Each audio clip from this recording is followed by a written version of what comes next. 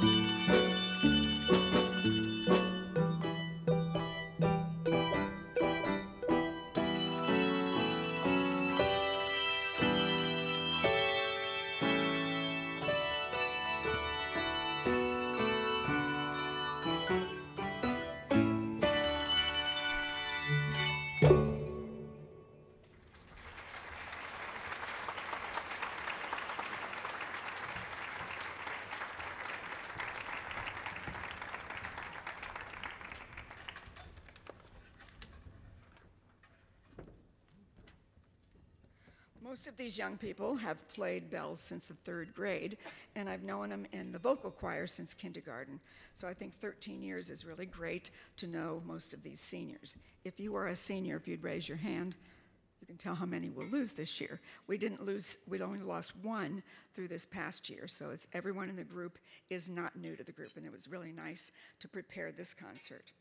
Although no Christmas season would be complete without the melodious singing of the First Noel, very little is known about its origin. It is believed to have its rise in France during the 15th century. Noel is a French word originating from Latin, meaning happy birthday. So I guess you could say Happy Noel to people on their birthday.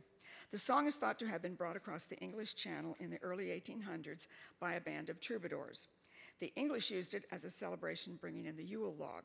Many of our Christmas carols have very secular backgrounds. All 6 verses, which of course we don't sing, are needed to complete the story of the Nativity. I hope you enjoy the addition of our bass chimes to this lovely arrangement by Kathy Mucklebust.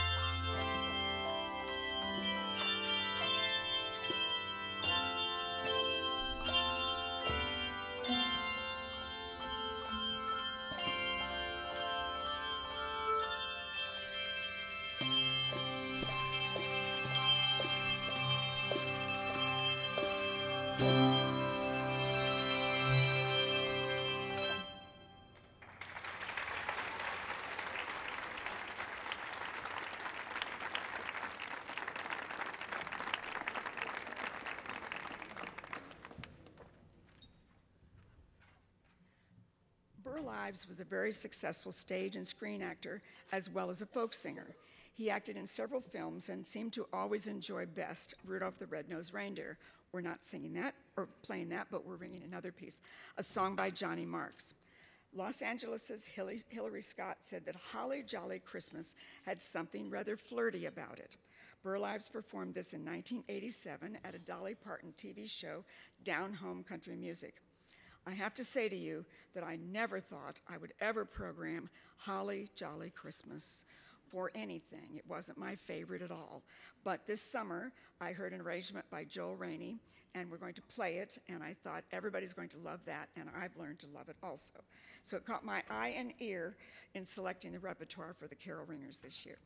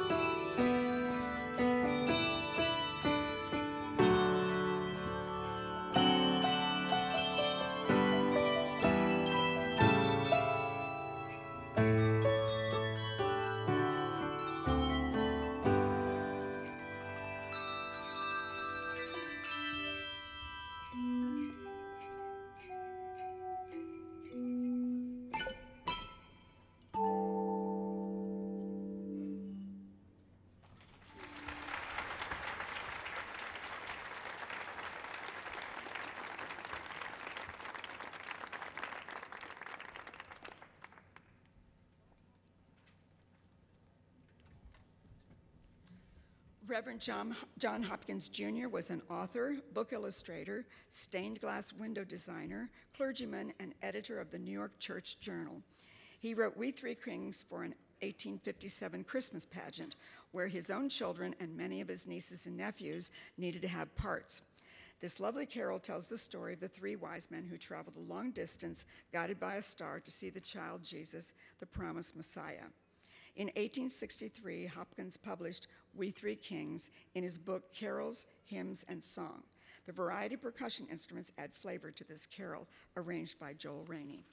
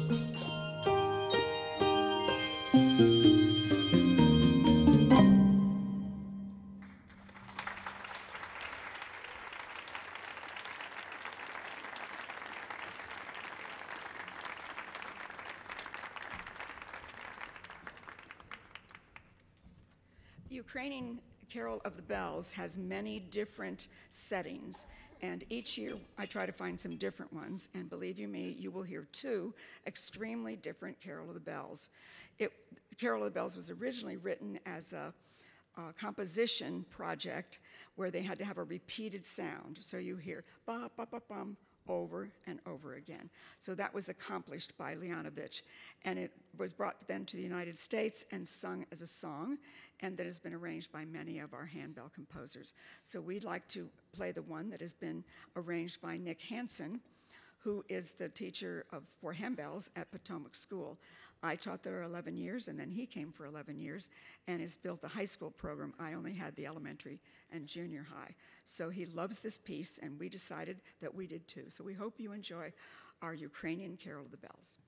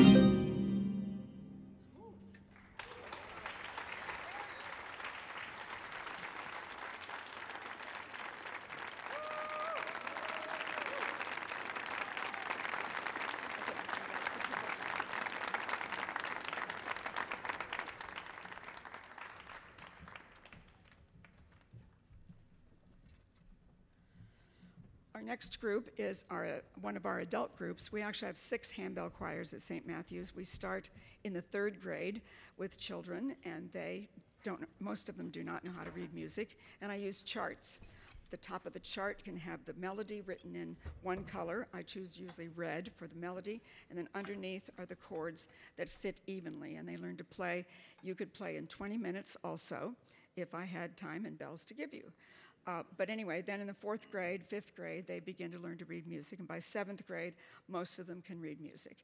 And they're divided into 2 youth groups. So there's 2 children's groups, 2 youth groups. These celebration ringers are 7th, 8th, and 9th grade this year.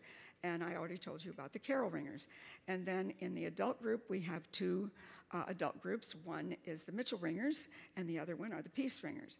And I'd just like for the peace ringers who started with me in the 3rd grade to raise your hand.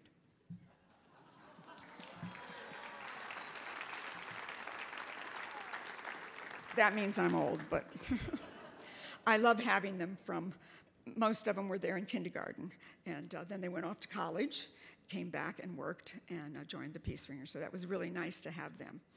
Pas de Pan, the first piece we're going to play, has its origin in the Burgundian region of France. The text tells a story of the shepherd boys who came to see the baby Jesus. Now, this is probably one of those just stories. One boy has a flute, so when you hear it sung, you hear touraloo-relay, and the other has a drum, that's the pa-rum-pa-pum-pum. The piece was composed by La Ménage in France in the 1700s. Fred Grammon's arrangement is a challenge for 5 to 7 octaves of bells and 2 octaves of chimes. We have bells that go down to 3 octaves below middle C and 4 octaves above. That's probably not right. Anyway, we have 7 octaves total. So 4 up here and 3 down there. Anyway, you hear, and this song really has all those bells in it. So we hope you enjoyed Pas de Pan.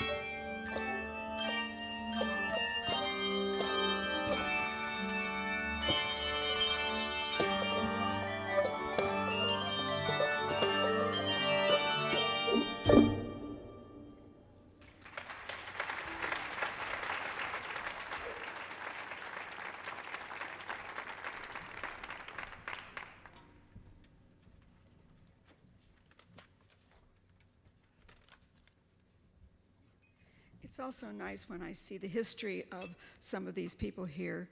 Pam Godlove has 2 kids. I keep calling her original name that I knew her for 13 years. Anyway, she's the blonde right here, and she has 2 children that are both are in bell choirs now, and that's really fun for her to have them sing and ring at church just like she did. Our next piece is Veni, Veni, Emmanuel. It combines 3 ancient tunes of Latin origin. Veni, Veni, Emmanuel, you might know, is known as O Come, Emmanuel. The tune is from 15th century France, and as I give all these speeches, I realize that a lot of music comes from 15th century France. And the Latin text is first documented in Germany in 1710. Picardy is a second tune used in Christian churches based on a French carol dated back to the 17th century. Picardy was most famously arranged by Ralph Vaughan Williams in 1906 for the words, "Let all mortal flesh keep silence." Puer natu est, the third tune in our selection, means a boy is born. The hymn tells the story of the Bethlehem birth in 14 verses. We, of course, won't be singing them, but we'll be ringing them. Fred Grammon, one of my favorite arrangers, winds these tunes, O Come, Emmanuel, Picardy, and Puer natu est, in the piece we will play now.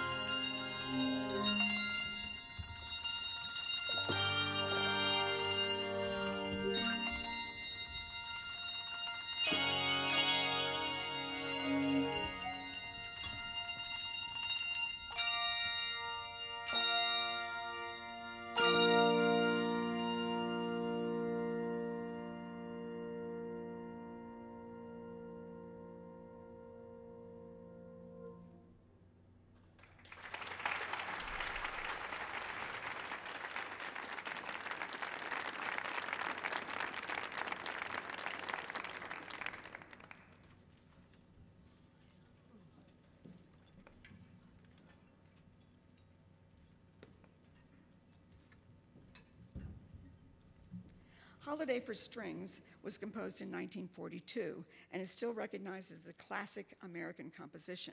It really isn't a Christmas tune, but since it says holiday, I decided it was a Christmas tune.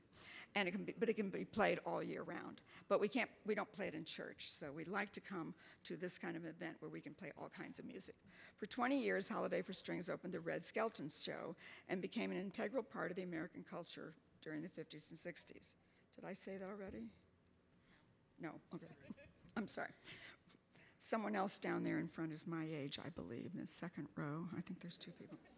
Contrary to belief, this mainstay was composed by an English composer, David Rose, though it was made famous by Leroy Anderson. This arrangement by Michael Glasgow is performed with the use of mallets while the bells are on the table. The choir chimes are used in the middle section, and you might want to focus on these four people up here because they have, sometimes they have two mallets in each hand, which means they have four bells to hit with four mallets with four fingers. That's pretty good. Well, they aren't ready. So every year, each of our bell choirs goes to a festival, and we've found a new festival for this group. Every other year in Westminster, Maryland, about 5 or 6 very advanced choirs with about 10 very advanced pieces gather to play all day with Bill Payne, who is one of our very wonderful composers and a great director. And so we spend Friday night playing an individual song for him, and he critiques it, and then on Saturday we play all day and give it a concert in the evening, and that has been a wonderful thing. The other year we go to Riverside Church in New York City and have a lovely weekend there. So the opposite year, our second adult group goes to Riverside, and then they go to a different festival on that odd year. I'm sure you don't have that straight, but you don't have to. This is Holiday for Strings.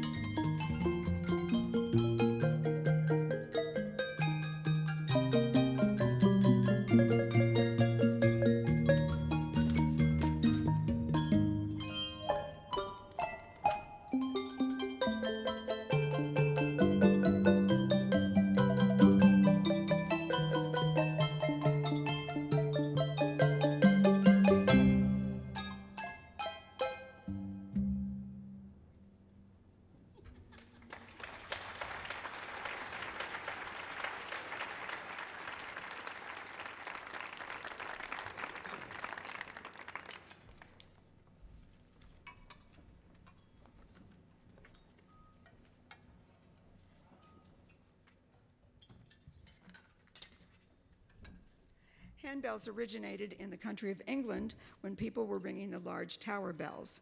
We have two opportunities in the Washington, D.C. area to see tower bell ringing and to hear it. One is at the Washington Cathedral, and the other is at the Post Office Pavilion, which is now the Trump Tower. When he redid that hotel, he also redid the entire bell tower. And I had 5 college friends here in September, and we had the opportunity to go up and watch the ringers ring. And it was just fantastic. I think you would have to check with them to see when you can come, but it is very fascinating. The bells are way above with a hole in the ceiling above the ringers. They have the ropes that come down, and they each have their own bell.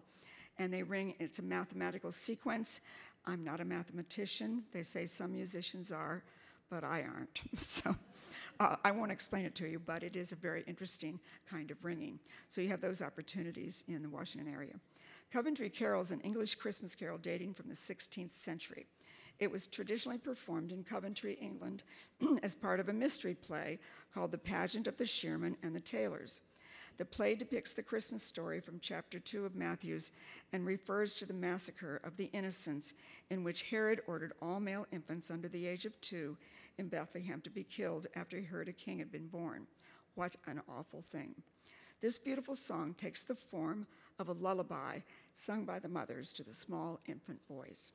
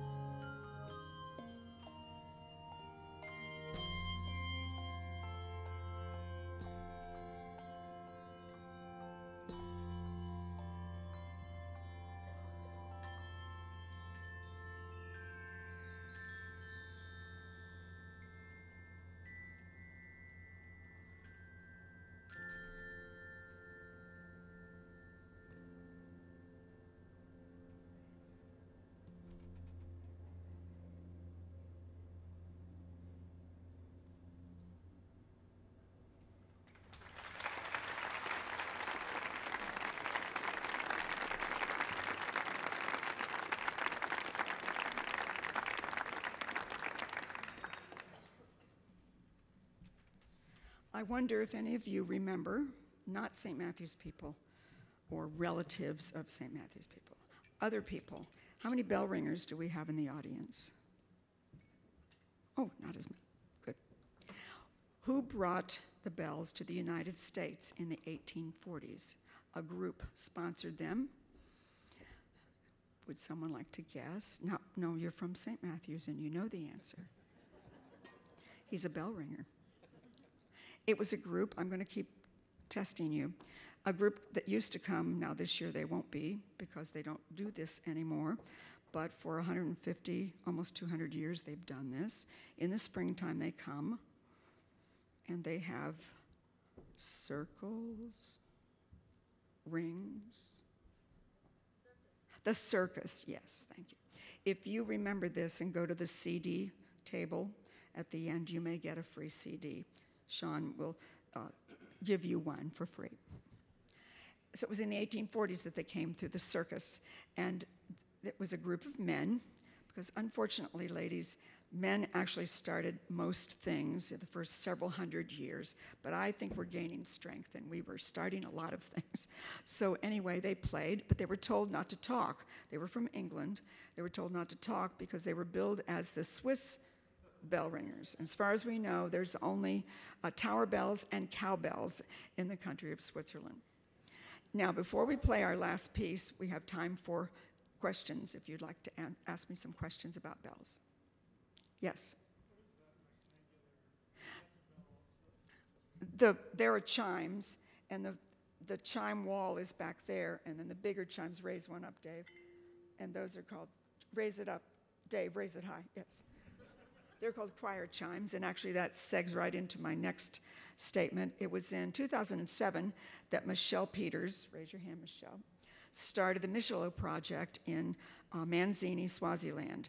And I believe there are some Rotarians here that didn't know they were going to get to hear Michelle and I play bells this evening, but you came. Can you raise your hand? I guess they went to their concert, maybe. Oh, way back there, sorry. And so in 2007, she started this project at a school for the disabled because no one was teaching any disabled. They had to either stay home or just put in a chair and told to stay there all day otherwise. But this school began to teach them, and Michelle brought teachers over, and then in 2011, our church, St. Matthew's, earned money, raised $5,000 to buy chimes for me to take there, and I went with Michelle, and fortunately have been going ever since, and the children play the chimes during the year and when I'm there, and it's really has been a nice ministry, and it's called the Michelot Project. So it's sponsored by the Manzini Rotary Group and the Bailey's Crossroads, and McLean Rotarians. So we appreciate that, those of you who are Rotarians, and St. Matthew's. Any other questions? You don't have any questions. How do you tune a bell? You can't tune a bell. When a bell gets a chip in it, the whole bell is done for being a bell. And that's the expensive part. I'll just tell you how much they cost. The big ones cost $7,000. If we get a chip in that, we have to replace it because it ruins the sound, and you can't re-fire it and re-tune it. So they're untunable. Somebody else had a question over here? Just yell out your question. I'm doing a project for my school. I just want to ask, can I get a list of instruments that you guys use so I can write a report about it?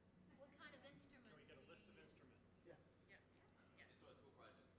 Sure. Come up Just to the end. come up to the end and I'll tell you.